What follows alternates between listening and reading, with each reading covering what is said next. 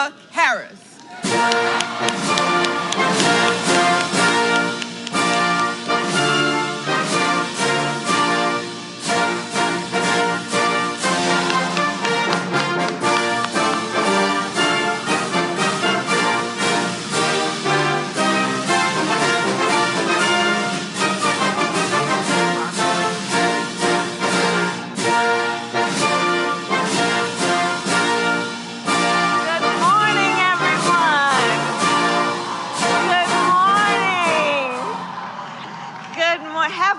Please have a seat.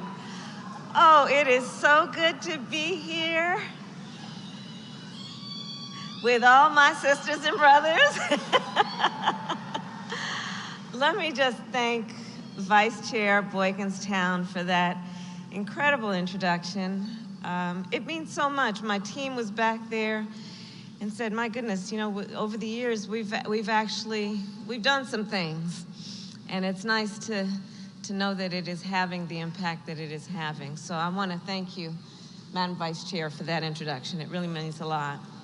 President Johnson, thank you for your years of dedicated partnership and leadership. Yes. On the issue of voting rights and so many more issues that challenge our nation and its people.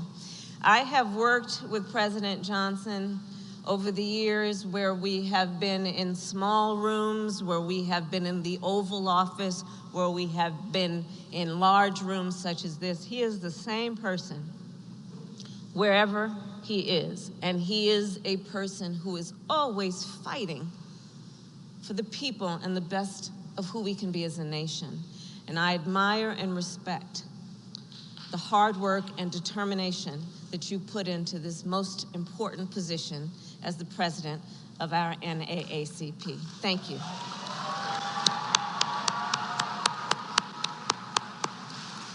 So to the board of directors, chapter presidents, AXO and Next Gen leaders, and the entire NAACP membership.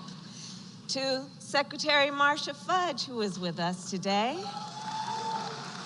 To my pastor, Reverend Dr. Amos C. Brown. To all of you, greetings, greetings. I just want to, if you don't mind for a moment, take a moment of personal privilege to talk about Dr. Brown.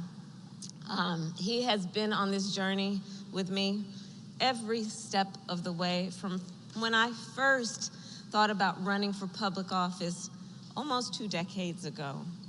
And he has been such a voice of leadership, moral leadership, and leadership in our nation.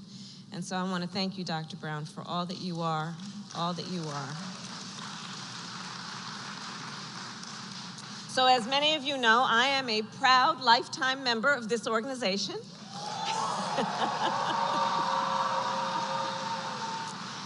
And I have had the distinct pleasure of addressing this conference many times over the years.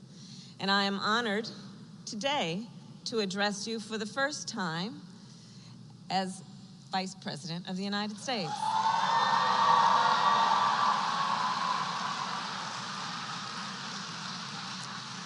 And I stand today on the shoulders of the legendary lawyers of this organization. Thurgood Marshall, Charles Hamilton Houston, Constance Baker Motley, who were, of course, among the greatest heroes of the civil rights movement. Just last March, I stood in the Rose Garden at the White House with Miss Michelle Duster, the great-granddaughter of a founder of the NAACP and one of our nation's greatest journalists, Ida B. Wells. And we were there to address some very unfinished business of this organization, which was to watch President Joe Biden sign the Emmett Till Anti-Lynching Act. I was proud to introduce that act when I was in the United States Senate, along with Senator Cory Booker, New Jersey's own, and and Congressman Bobby Rush, who I think is here but has been a great leader over the years, this legislation was the result of years of determined action by civil rights organizations, including the NAACP. Even though it took a staggering 122 years to finally make lynching a federal crime, but it must be said, even though it took that long, the NAACP was never deterred and always determined. Core to the identity of this organization is the unwavering commitment to move our nation forward, no matter how long it might take. For more than a century, the NAACP has fought to ensure the well-being of Black communities and, by extension, all communities in our country. This organization has fought to secure for all people the rights guaranteed in our nation's Constitution, driven by the ability to see America as it can be, unburdened by what has been. This organization and the people who make up this organization, well, we see a nation in which the promise of opportunity, of justice, of freedom can be made real for all people. And I bring you greetings from our President, Joe Biden, who wants to make clear that he and I, of course, share in the vision of the NAACP. You see, we see and are prepared to address the disparities that are holding so many people back in our nation. Disparities that we see in education, in economic opportunity, in housing, healthcare, and more. To address those disparities and to advance the fight for civil rights, President Biden and I have put equity at the center of all that we do. And that begins with our children. The great Thurgood Marshall once said that every child has a right, I will now quote, to an equal start in life and an equal opportunity to reach their potential. I believe to move our nation forward, we must fight to make sure all of the children of our community have that equal opportunity of which he spoke. And that is why, together, all of us here fought to extend the child tax credit, which lifted nearly 40% of Black children out of poverty last year alone. It is why we passed a tax cut to give working families up to $8,000 a year to give folks more room in their budgets to buy for their children food, medication, and school supplies. It is why we are fighting to make sure home health care is accessible and affordable, because we all know we have far too many children, for example, in our communities who have disabilities, and their parents need support. They need help. And so this is the work we are doing. And finally, because we know that when we invest in the education of our children, we are really investing in the future of our nation.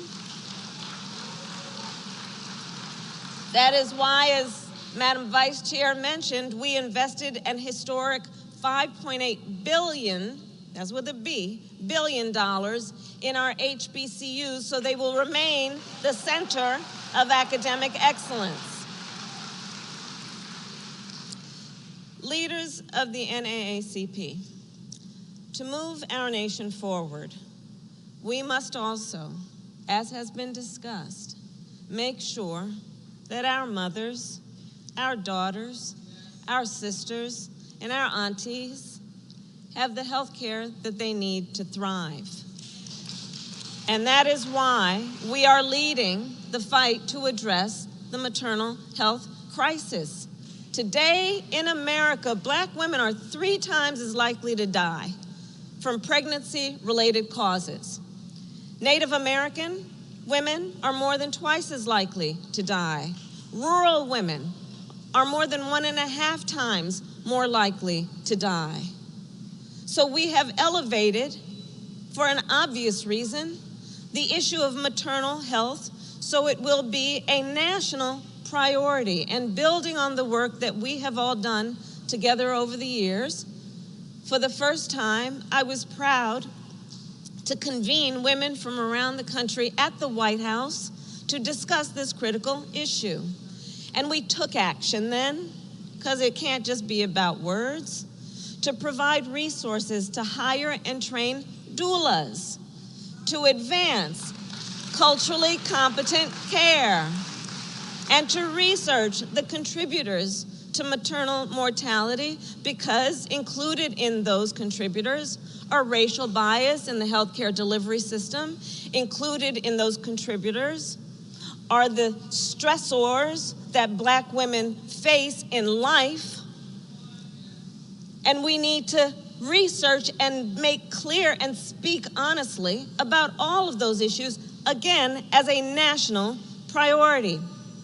In addition, we worked with states to expand Medicaid postpartum, because the way it had been working, Medicaid was covering 2 months postpartum.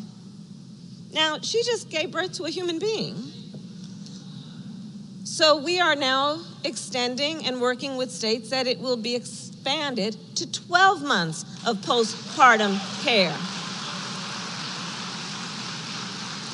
And that will benefit over 250,000 women. Leaders of the NAACP, to continue to move our nation forward, we must also take action to address the economic inequities that are holding back so many people in our nation, which is why, together, we are fighting to build more opportunity for wealth in our communities. For example, we are investing billions of dollars in minority and women entrepreneurs. We are addressing systemic inequities in home ownership, which of course is an issue this organization has been fighting for years as integral to the civil rights movement. And as you know, it is because of a clear history of segregation, restrictive covenants, and redlining that long denied Black homeowners the opportunity to take full advantage of the wealth-building power of home ownership. That inequity continues today in the home appraisal system. So I am proud that our administration, led by Secretary Marcia Fudge,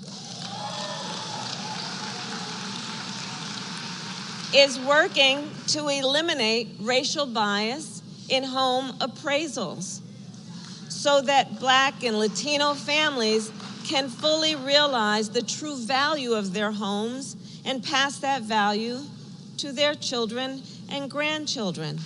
Home ownership is one of the greatest sources in the community of intergenerational wealth.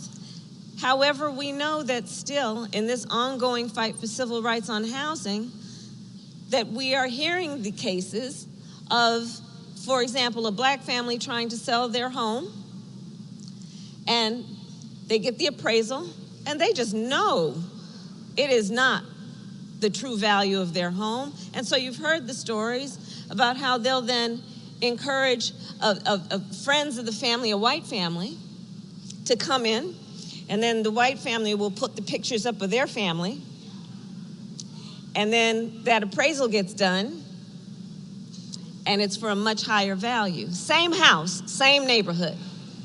So this is a real issue, and with the leadership of Marcia Fudge, we are dealing with that. And finally, we know that to protect this progress, the progress we have achieved so far, and to ensure justice for all, we must have better representation on our federal courts. And with your support, I am proud to say that our administration has appointed the most diverse group of judges in the history of the United States, including a woman who I have come to know and admire, who is the first Black woman appointed to the United States Supreme Court, Justice Ketanji Brown Jackson. We got to stand for that one. So, leaders of the NAACP, together we have fought hard to move our nation forward. And yet, we must recognize there are those who are fighting to drag us backward.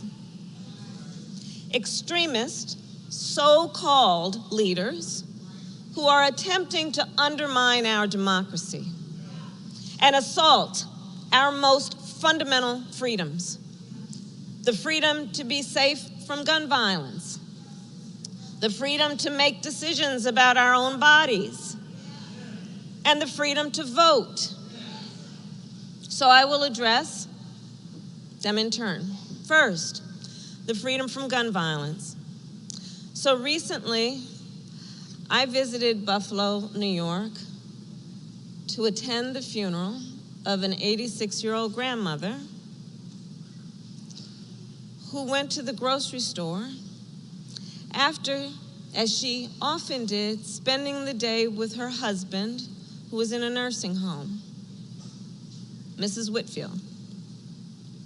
I went to Highland Park, Illinois, where there were strollers and lawn chairs scattered up and down a street where there was supposed to be a parade for July 4th. There, as in Uvalde, Texas, as in Greenwood, Indiana, just last night, and in so many communities across our nation, scenes of ordinary life have been turned into war zones by horrific acts of gun violence. Mass shootings have made America a nation in mourning. And it's not only the mass shootings. We see it in our communities every day. And it is no less tragic or outrageous. Think about it. Black people are 13% of America's population, but make up 62% of gun homicide victims. This issue of the need for reasonable gun safety laws is a real issue when we are talking about the civil right, the right that all communities should have to live in a place that is safe without weapons of war running those streets. And understand, the number of guns manufactured in this country tripled over the last 20 years. Today, we have more guns in our nation than people. So earlier this month, the president signed the first federal gun safety law in nearly 30 years, and it was an important and necessary step. But we need to do more. We must repeal the liability shield that protects gun manufacturers. And we must renew the assault weapons ban.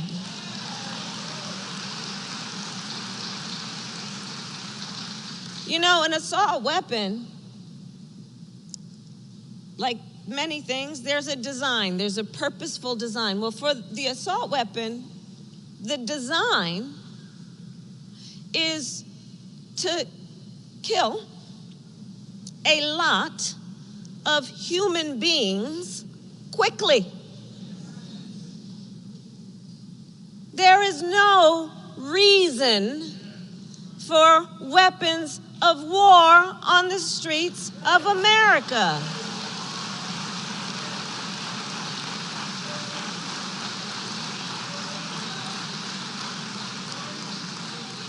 We must also take steps to protect other fundamental freedoms, including the freedom for a woman to make decisions about her own body.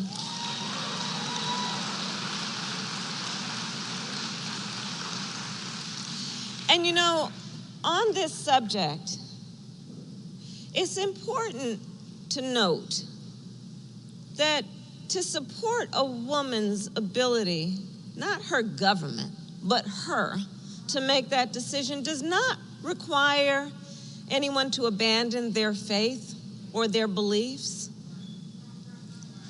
It just requires us to agree the government shouldn't be making that decision for her.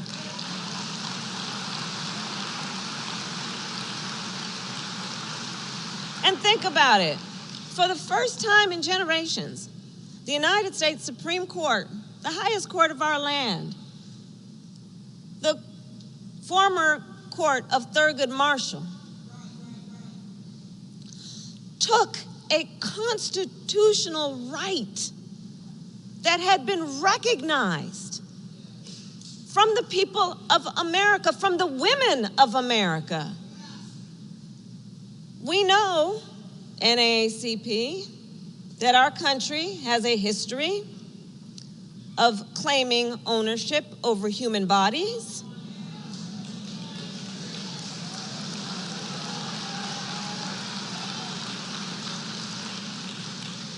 And today, extremist so-called leaders are criminalizing doctors and punishing women for making healthcare decisions for themselves.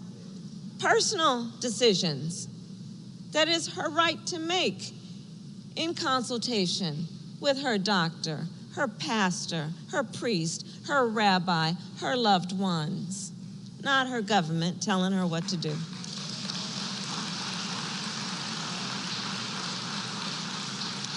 And these so-called leaders, so-called, claim that, well, you know, we just think that this is a decision that should be made by the folks in the states. People in the states can vote on this, right?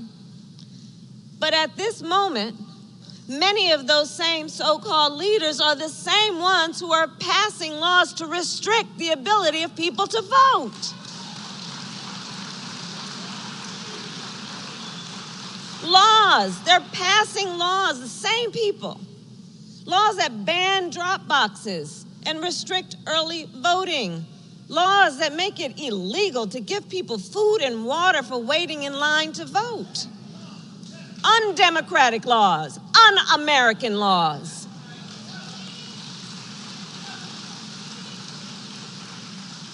You know, I asked my team you remember Venn diagrams, those 3 circles, right? And then let's just see where they overlap.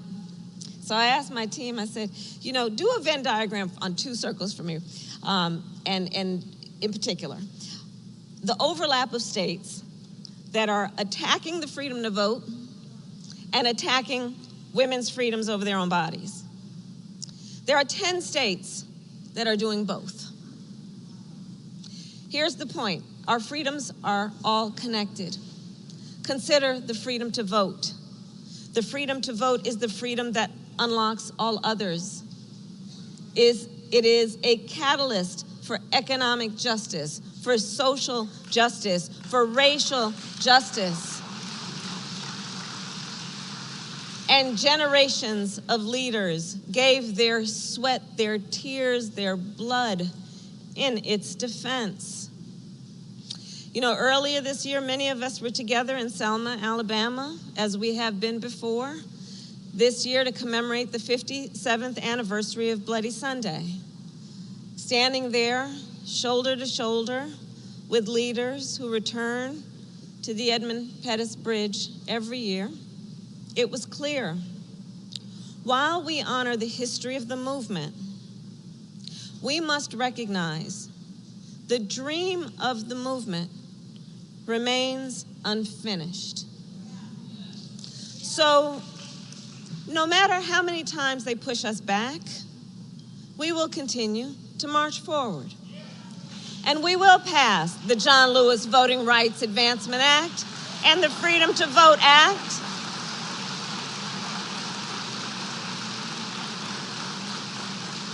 Friends, freedom, liberty, and democracy are on the ballot this fall. And we need to make sure that our voices are heard. There is a midterm coming up in about, I think it's 113 days, maybe 112 days. 112 days. We're not going to be able to get these days back. So each one of these days, we must, with a sense of urgency, ensure that the American people know their vote matters, it is their voice, that the right to vote is something that the leaders of this organization and its founders knew to be at the core of all of the other rights and freedoms to which we are entitled. So we know what we need to do, and in particular, to protect the freedom to vote and a woman's right to make decisions about her own body, we need people who will defend our rights up and down the ballot, from district attorneys to state attorneys general, from local sheriffs to governors. And we need 2 more votes in the United States Senate.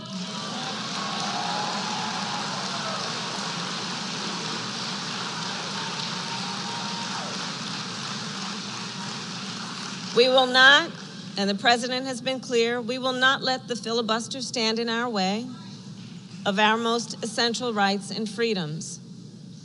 So leaders of the NAACP, together we have accomplished much, but we still have much to do. To move our nation forward, President Biden and I ask for you to do what you have always done. Continue to build coalitions of Americans of all ages and races and backgrounds. Continue to do so with the knowledge that we have so much more in common than what separates us. Continue to activate and organize communities in every state. Continue to use your power to fight for our shared vision of America. And as I often will refer to her, the great Coretta Scott King, who joined the NAACP as a young college student, once said, the freedom must be earned and won in each and every generation. Today, and I look at the young leaders here in particular, yes?